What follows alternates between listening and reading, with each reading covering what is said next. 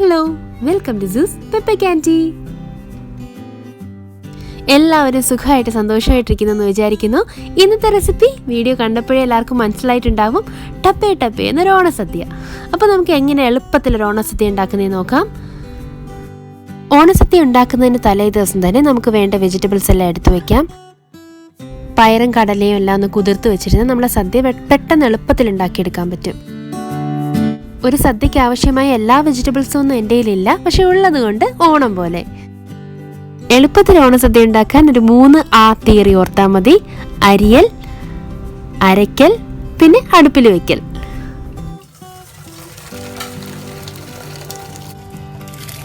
ആദ്യം നമുക്ക് ചോറ് വയ്ക്കാൻ അരി കഴുകി വെള്ളത്തിലിട്ടിട്ടുണ്ട്. ഞാൻ തെർമൽ കുക്കറിലാണ് ചോറ് വയ്ക്കുന്നത്. ആ ഒരു സമയത്ത് തന്നെ നമുക്ക് പരിപ്പ് കറിക്കായിട്ടുള്ള ചെറുപയർ പരിപ്പും പച്ചമുളകും വെളുത്തുള്ളിയും കൂടെ കുറച്ച് ചൂടുവെള്ളം ഒഴിച്ച് 2 വിസിൽ കുക്കറിലിട്ട് വേവിച്ചെടുക്കാം. അപ്പോഴേക്കും നമ്മുടെ ചോറ് ഇവിടെ തിളച്ചിട്ടുണ്ട്. ഞാനത് തെർമൽ കുക്കറിലേക്ക് മാറ്റുന്നുണ്ട് കേട്ടോ. നമ്മൾ കറിയെല്ലാം റെഡി ആകുമ്പോഴേക്കും നമ്മുടെ ചോറും ശരിയായി വരും. ഇനി കയ്യിലൊരല്പം വെളിച്ചെണ്ണ പുരട്ടിയിട്ട് ചേന കട്ട് ചെയ്യാം. അവിയലിനായിട്ടുള്ള വെജിറ്റബിൾസ് ഞാനിവിടെ കട്ട് ചെയ്യുന്നത്. അപ്പോൾ നമ്മുടെ കൈ ചൊറിയില്ല. ചേന കട്ട് ചെയ്യുമ്പോൾ കൈ ചൊറിയത്തില്ല. കയ്യിലൊരല്പം വെളിച്ചെണ്ണ വെച്ചാൽ മതി കേട്ടോ. എന്നിട്ട് നമുക്ക് അവിയലിനുള്ള വെജിറ്റബിൾസ് എല്ലാം കൂടെ ഒരു മൺചട്ടിയിലേക്ക് ഇട്ട് കൊടുക്കുന്നുണ്ട്. അവിയലൊക്കെ റെസിപ്പി എല്ലാവർക്കും അറിയാമായിരിക്കുമല്ലോ. ഇതിലേക്ക് ഞാൻ ഒരല്പം വെള്ളം ഒഴിച്ചു കൊടുക്കുന്നുണ്ട്. ആവശ്യത്തിന് ഉപ്പ് ഇട്ട് ഒരു പകുതി വേവ് ആക്കിയെടുക്കുക. ആ ഒരു സമയത്ത് തേങ്ങയിലേക്ക് ഒരല്പം ജീരകവും മഞ്ഞൾപ്പൊടിയും കൂടി ഇട്ട് ഒന്ന് അരച്ചെടുക്കുക. ഈ ഒരു കൂട്ടാണ് സദ്യയുടെ മിക്ക റെസിപ്പിക്കും ആവശ്യമുള്ളത് കേട്ടോ. ഞാൻ സാധാരണ അവിയൽ ചെയ്യുമ്പോൾ ഈ ഒരു അരപ്പിലേക്ക് തൈരും കൂടി ഒഴിച്ചിട്ടാണ് അരയ്ക്കുന്നത്, പക്ഷേ ഇത്തവണ അങ്ങനെ ചേർത്തിട്ടില്ല.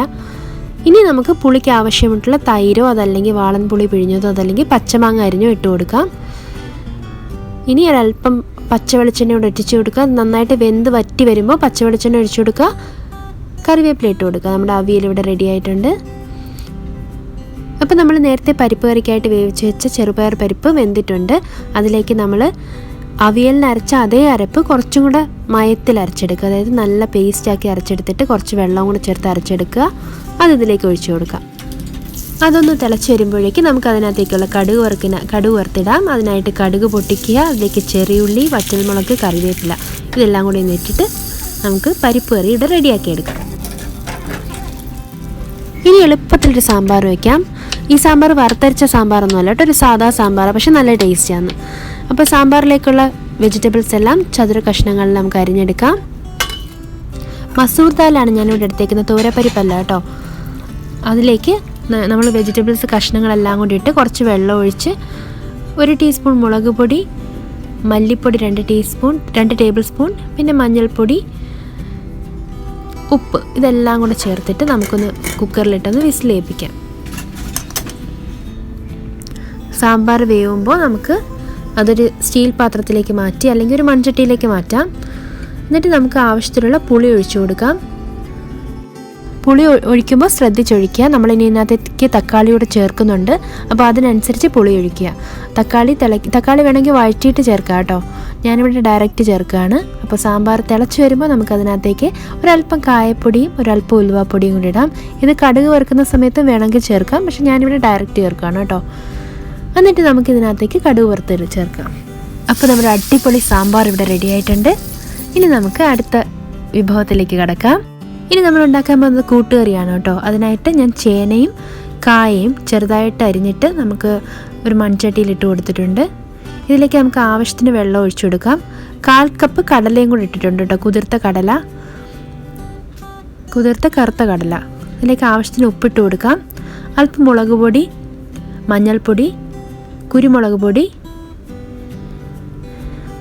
പിന്നെ ഒരല്പം ശർക്കര പാനിയാണ് ഞാനിവിടെ ഒഴിക്കുന്നത്. ഒരു കഷ്ണം ശർക്കര ഇട്ടാലും മതി കേട്ടോ, അത് ഓപ്ഷണലാണ്.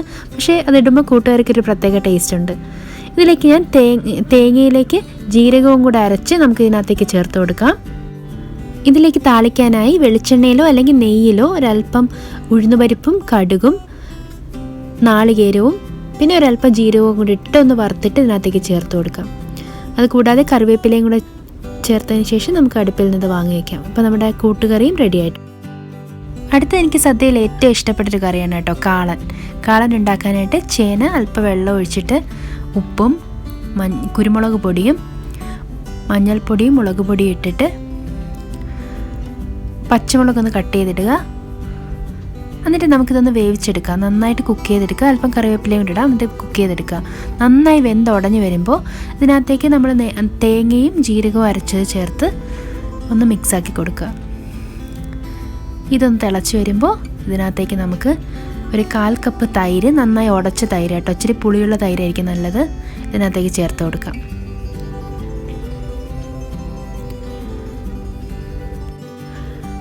ആവശ്യമെങ്കിൽ അല്പം ഉപ്പും കൂടെ ചേർത്ത് കൊടുക്കാം. എന്നിട്ട് കടുക് കൂടെ താളിച്ചൊഴിച്ച് കൊടുക്കാം. അപ്പോൾ നമ്മുടെ കാളന് റെഡി ആയിട്ടുണ്ട്. അടുത്തത് പച്ചടിയും കിച്ചടിയുമാണ്. ഇപ്പോഴും എനിക്കറിയത്തില്ല സത്യത്തിൽ പച്ചടിയും കിച്ചടിയും തമ്മിലുള്ള ഡിഫറൻസ്. ആർക്കെങ്കിലും അറിയാമെങ്കിൽ ഒന്ന് കമൻറ്റ് ബോക്സിലിടുക. ബീട്രൂട്ട് കുറച്ച് വെള്ളം ഒഴിച്ചൊന്ന് വേവിച്ചെടുക്കുക. അതിനകത്തേക്ക് തേങ്ങയും ജീരകവും കൂടെ അരച്ച് ഞാൻ ഒന്ന് ചേർത്ത് കൊടുക്കുന്നുണ്ട്. ഞാൻ മനസ്സിലാക്കിയെടുത്തോളം ഇവിടെയാണ് ഒരു ഡിഫറൻസ്. അതായത് പച്ചടിക്കകത്ത് നമ്മൾ കടുകും കൂടെ ചേർക്കും തേങ്ങയുടെ അരപ്പിൽ, കിച്ചടിക്കകത്ത് ചേർക്കില്ല. ഇതാണോ ഡിഫറൻസ് എന്ന് എനിക്കറിയത്തില്ല, പക്ഷേ ഇങ്ങനെ വെച്ചാൽ നല്ല ടേസ്റ്റാണ് കേട്ടോ. അപ്പോൾ ബീട്രൂട്ടിൽ അരപ്പെല്ലാം നന്നായി പിടിച്ച് നന്നായി വെന്ത് വരുമ്പോൾ നമുക്ക് അടുപ്പ് ഓഫ് ചെയ്ത് കൊടുക്കാം. അതിലേക്ക് തണുത്തതിന് ശേഷം 1/2 കപ്പ് തൈരും കൂടെ ഞാൻ ചേർത്ത് കൊടുക്കുന്നുണ്ട് കേട്ടോ. തൈര് ചേർത്തതിന് ശേഷം ഉപ്പിടുക. അതിനുശേഷം ഇത് കടുക് താളിക്കുകയും കൂടെ വേണം കേട്ടോ. വെള്ളരിക്ക പച്ചടി ഉണ്ടാക്കാനായിട്ട് വെള്ളരിക്ക ഒരല്പം വെള്ളവും പച്ചമുളകും കൂടെ കീറിയിട്ടിട്ട് ഒന്ന് വേവിച്ചെടുക്കുക. വെള്ളരിക്ക ട്രാൻസ്ലൂസൻ്റ് ആവും, അതായത് കളറൊന്ന് മാറി ഈ ഒരു പരുവാകുമ്പോൾ നമുക്കിതിനകത്തേക്ക് തേങ്ങയും കടുകും ജീരകവും കൂടെ അരച്ചൊന്ന് ചേർത്ത് കൊടുക്കാം. അത് നന്നായി തിളച്ച് വരുമ്പോൾ അടുപ്പ് ഓഫ് ചെയ്തിട്ട് നമുക്ക് ഒരു 1/2 കപ്പ് തൈര് ചേർത്ത് കൊടുക്കാം.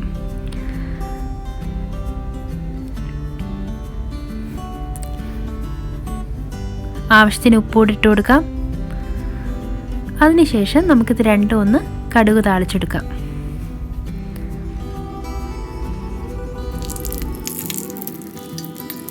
അപ്പോൾ നമ്മുടെ ബീട്രൂട്ട് കിച്ചടിയും വെള്ളരിക്ക പച്ചടിയും കൂടെ റെഡി ആയിട്ടുണ്ട്. ഇനി അടുത്ത് നമുക്ക് റെസിപ്പി ചെയ്താൽ നോക്കാം.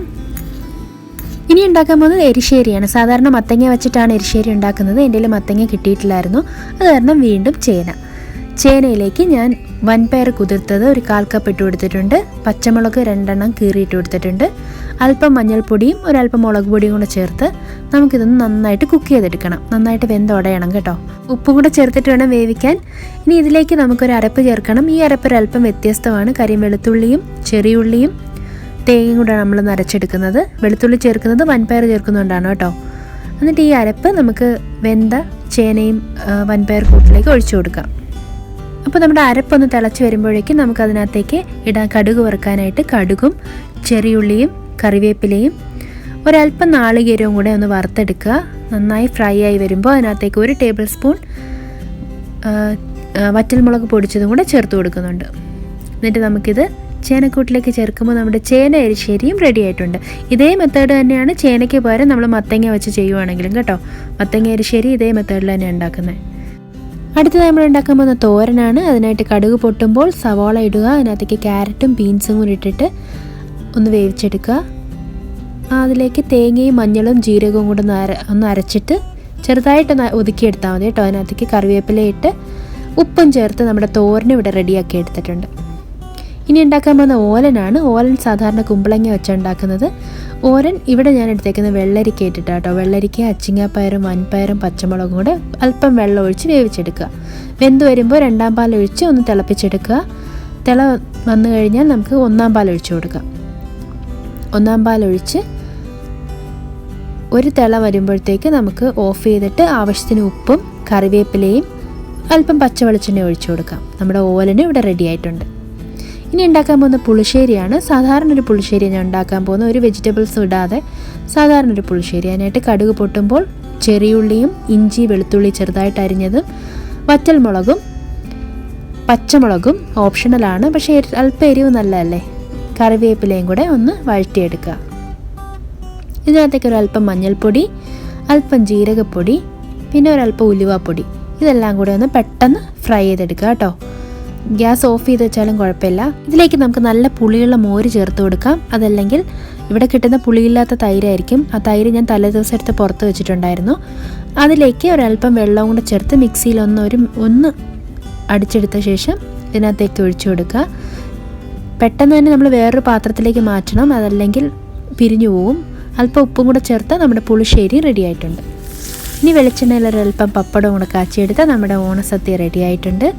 ഇഞ്ചിക്കൂട്ടാനും മാങ്ങക്കറി ഓൾറെഡി വീഡിയോ ഇട്ടിട്ടുണ്ട്, പായസത്തിൻ്റെ വീഡിയോ ഇട്ടിട്ടുണ്ട്. ഇനി നമുക്ക് സദ്യ വിളമ്പാം. സാധാരണ സദ്യയിൽ ഉണ്ടാക്കാവുന്ന എല്ലാ വെജിറ്റബിൾസും എൻ്റെ കയ്യിൽ ഇല്ലായിരുന്നു. അപ്പോൾ ഉള്ളത് കൊണ്ട് ഒരു ഓണസദ്യ ഉണ്ടാക്കിയെന്നേ ഉള്ളൂ. ഈ ഒരു സദ്യ ഞാൻ മെയിനായിട്ട് ഉദ്ദേശിക്കുന്നത് ബിഗിനർ ആയിട്ടുള്ളവർക്കാണ് കേട്ടോ. അധികം ആർഭാടങ്ങളൊന്നും ഇല്ലാത്ത ഒരു സിമ്പിൾ സദ്യയാണിത്. എല്ലാവർക്കും എളുപ്പം ഉണ്ടാക്കാൻ പറ്റുമെന്നാണ് എൻ്റെ വിശ്വാസം. ഇത്തവണത്തെ ഓണത്തിന് അധികം ആൾക്കൂട്ടം ഒന്നും ഇല്ലാത്തത് കൊണ്ട് തന്നെ ഒരു ഫാമിലിക്ക് ഉണ്ടാക്കാൻ പറ്റുന്ന രീതിയിലുള്ള അളവാണ് ഞാനിവിടെ പറഞ്ഞേക്കുന്നത് കേട്ടോ. ഈ സദ്യയിൽ ഉൾപ്പെടുത്തിയിരിക്കുന്ന ഇഞ്ചിപ്പുളിയുടെയും മാങ്ങാക്കറിയുടെയും പായസത്തിൻ്റെയും റെസിപ്പിയുടെ ലിങ്ക് ഞാൻ താഴെ ഡിസ്ക്രിപ്ഷൻ ബോക്സിൽ കൊടുത്തിരിക്കാം. എല്ലാവരും അത് കണ്ടിട്ടില്ല എന്നുണ്ടെങ്കിൽ ഒന്ന് പോയി കാണണം കേട്ടോ. അപ്പോൾ ഈ വീഡിയോ വാച്ച് ചെയ്യുന്നതിൻ്റെ എല്ലാ ഫ്രണ്ട്സിനും ഒരു സന്തോഷത്തിൻ്റെയും സമൃദ്ധിയുടെയും നല്ലൊരു ഓണം ആശംസിക്കുന്നു. Thank you for watching. See you in another video. Bye.